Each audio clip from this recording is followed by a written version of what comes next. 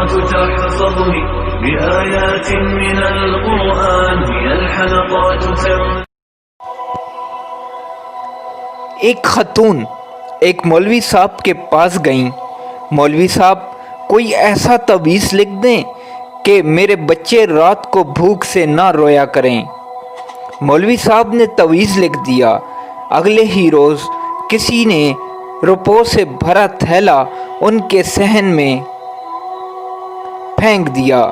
خاتون کے شوہر نے ایک دکان کرائے پر لے لی۔ کاروبار میں برکت ہوئی اور دکانیں بڑھتی گئیں اور پیسے کی ریل پھیل ہو گئی۔ ایک دن خاتون کی نظر اس پرانی صندوق پر پڑی جس میں انہوں نے تعویذ کو محفوظ رکھا تھا۔ جانے مولوی صاحب نے تعویذ میں کیا لکھا تھا؟ تجسس میں اس نے تعویذ کھول ڈالا۔ لکھا تھا، جب پیسے کی ریل پیل ہو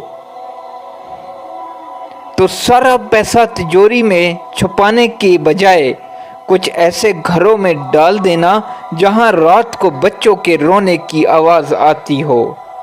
سبحان اللہ۔